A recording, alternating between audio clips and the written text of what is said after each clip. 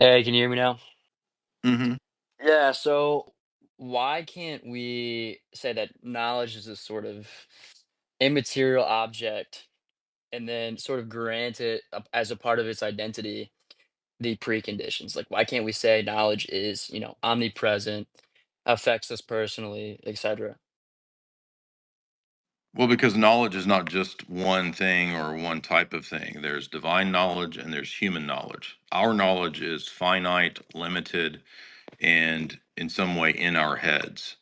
And so, usually, in terms of the way philosophers speak, they speak of propositional knowledge, or factual knowledge, or empirical knowledge.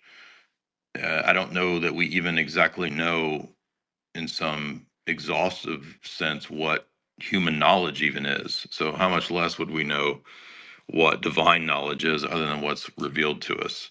So, knowledge is not just one thing, there's different types of knowledge, and there's different types of human knowledge. Couldn't an atheist just say, like, I only believe in one form of knowledge, right? And there's only one truth of knowledge, right?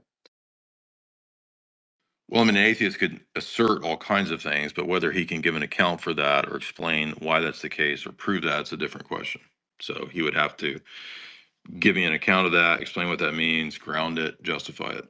What if he just threw something out there and said, this abstract object that is knowledge gives him, abstractual command.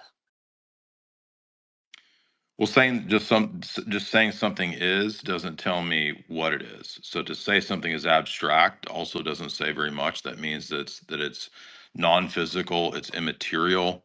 That's already immediately a problem for a materialist atheist because he's going to have to give an account for how matter gave rise to something universal, invariant, and unchanging and immaterial. So he's not going to be able to explain that. But He's not going to be able what to. if Kant said that, for example? What if he was an atheist who believed in the immaterial? Well, the problem with Kant's system would be different. It would be something along the lines of ending up in solipsism. So you would never be able to know that that was the case in the external world or for other people's minds. All you could ultimately say is that in your mind, knowledge is this abstract thing, maybe a category, but you couldn't ever know anybody else's mind or how the external world is structured because of the phenomenal noumenal divide in Kant. Right.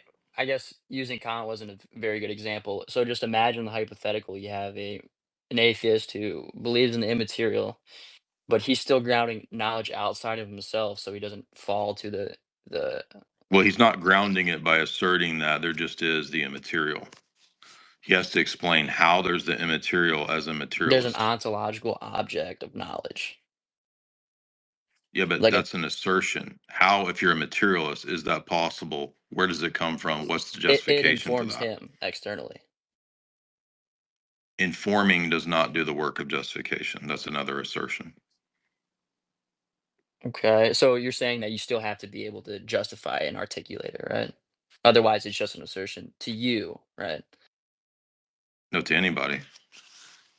I Well, mean, just because can I come to it? Can I come to a debate and say, God just is the thing that's out there that's immaterial? well, I can know I And exist it, without, like, let's say like I can know I no, exist no, no. without being able, like, perhaps I don't have the ability to speak, right? I can't articulate. It's not a question of whether you're able to vocalize with your throat thoughts. It's a question of whether you can give good reasons for the assertion or the belief. Right. Okay. All right. It's the same reason if I come to a debate, I can't just say, God exists and he informs me. That's my grounding, my justification. That doesn't get me to grounding and justification. So Those what are would just you say assertions. differently that the example I give would fail on? Because I'm looking for an answer. I want to be proven wrong in this hypothetical. Well, I mean, to say that again, logic or excuse me, knowledge just is an abstract universal thing, and we can ground our human knowledge in that doesn't tell me how that works, how that's possible, where that comes from in an atheist worldview, or how that's a justified belief in an atheist worldview. So it's just missing the point about what's being asked in terms of justification, and it's just stacking assertions. Well, how does orthodoxy claim knowledge like is enabled, right? Through the transcendental argument for the existence of God and the Christian worldview and paradigm. So, divine revelation is what ultimately grounds the possibility of how knowledge is possible because God exists. Divine revelation meaning like straight up divine The commands pumped entirety into of your the head, or what exactly? no, the entirety of the Orthodox Christian faith is what divine revelation is. Could you be more specific for the method of knowing within that worldview? The teaching of the Bible in the Orthodox Church. That's what So divine so revelation is. so That's all what teaching grounds the is human knowledge. knowledge. Huh? So what specific teaching would be knowledge? All of it within the Orthodox Church? Well, divine revelation is a type of knowledge, but it's not the only type of knowledge. So, knowing about the Trinity and the Creed and the book of Matthew and all that, those are aspects of elements of divine revelation. So, they constitute elements of divine knowledge. Yeah, I'm not yeah, understanding the I'm not question. understanding the answer too. I think we're speaking past each other. Like I'm sort of saying like there's this there's like perhaps there's this in this hypothetical atheist worldview there's this abstract um immaterial ontology being knowledge with the qualities that you could hypothetically give a god, right? Okay. And that Like thing atheists love to do hypotheticals, but like they don't do anything for epistemic justification. So maybe we should go to that because when I ask for the justification for a claim or the grounding, do you know what kind of thing I'm asking for? you're asking for an external um well what exactly are I won't straw man you, go ahead. Yeah, so if you take like if you look into epistemology, you're going to learn about claims, propositions, and what it means to have good reasons for the beliefs that we have. So there's a difference, for example, between asserting something and justifying that belief or that assertion. So a lot of atheists like to do things like tell stories or hypotheticals, or they give psychological reports, and none of those things constitute good arguments for a position or for a belief. Let me give you an example. Let's say that I say 2 + 2 is 4, and we all agree. Okay, yes, 2 + 2 is 4. It's objectively true. It's not dependent upon how we feel about it. And you ask me, Jay, why do you believe that 2 + 2 is 4? What is your justification for that belief? And I say, well, it's funny you ask because Bill Cosby came to me in a dream, and he said 2 + 2 is always 4. So I believe, and I've always believed that 2 + 2 is 4.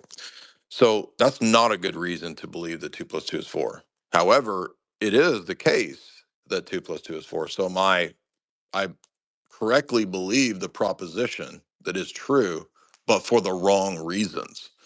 And this is an example of why you can't, it's not just a question of do we have the right beliefs, but also do we have good reasons for those beliefs? And that's sort of the beginning point of what epistemology tries to dig into and to specify without committing the various fallacies and violations of the rules of critical thinking about what are the good reasons to believe this or that versus bad reasons. And a lot of debate is ending, it ends up oftentimes about that kind of stuff. So for example, do I believe God exists? Yes. Why do you believe God exists? Because I got a warm fuzzy feeling in my heart when I thought about God. Okay, a lot of Mormons say that. Well, God may exist, but that is not a good reason to believe in God's existence. It's a bad reason. It's a fallacious line of reasoning as to why he exists. And most of these are just sort of non sequiturs.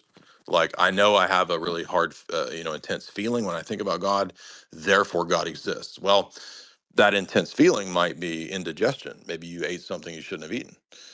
Maybe you drank too much coffee and your heart's fluttering, and that's what you think is God. And then you see, so these are bad reasons for the belief. And that's what justification is after. Classically speaking, it's justified true belief, JTB. We want to have good reasons for why we believe what we believe, and we want to be able to explicate them and explain why those are good reasons, why they have predictive power, why they have, coherence, etc. All these things go into the idea of justification. So it all reduces down to really that like the atheist just has to grant themselves this. They can't justify it whilst, a God can justify it, right? Okay. So Yes. so why Well, the it's not just saying a God, it's actually saying that again, the Christian worldview and the metaphysics of the Christian worldview as a kind of total package grounds the transcendental categories, which are the preconditions for any knowledge or propositional claim. In other words, it's even stronger than that. I mean, you're on the right track, but it's even stronger because we're saying an atheist can't even make a sentence without God existing. And what I mean by that is not he can't physically do it. It's that he can't give an account for how sentences are possible. so it's epistemologically he's just totally unjustified is the point. It's nothing. Correct. But you can also go into the domain of metaphysics too. It's just that a lot of times atheists have no idea about metaphysics. And so it's almost worthless to try to go this route because they have no idea what you're talking about. But you could actually bring up metaphysical problems in his worldview too, like I did earlier when I said, well, now, wait a minute. If you're a materialist atheist, how do you suddenly have immaterial, universal, invariant, non material, quote, things?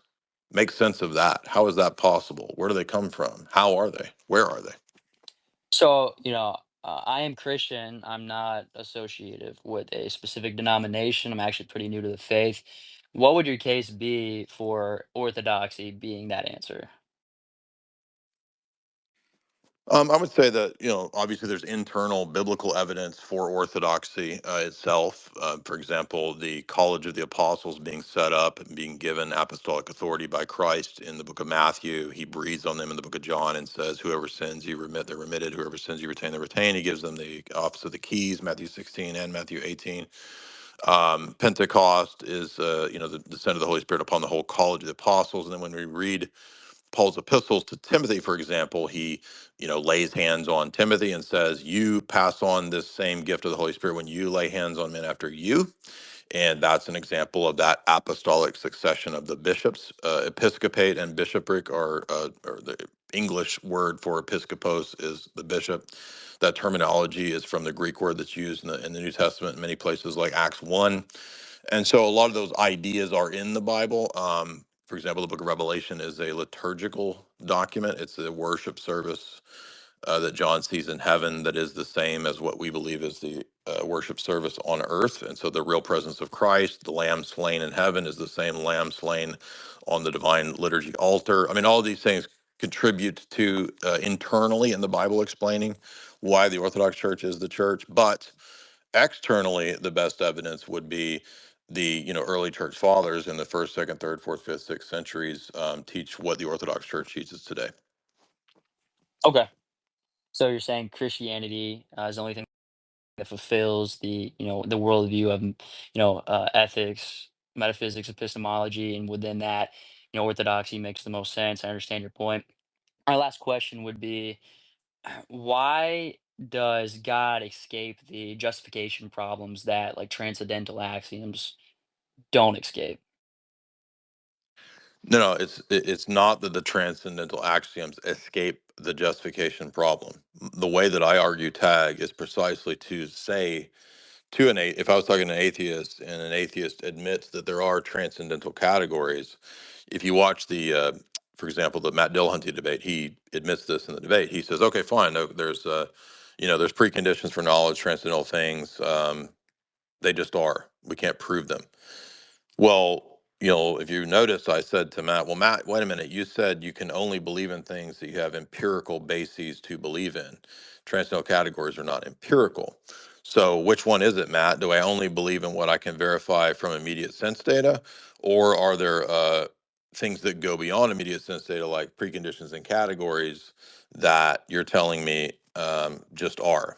So, you see, that was a fundamental presuppositional conflict in Matt's worldview. And the real question is, if there are transcendental categories, how are they? What are they? Where are they? And what grounds them? And the argument as I make it is, only God is the type of being possible that could ground those things and make sense of them, make them coherent, make them universal, make them work together, because they're not independent things. They all kind of presuppose and interrelate with one another. Yeah, I think you elucidated it nicely. Thank you for your time. Great job. Yeah, anytime, man.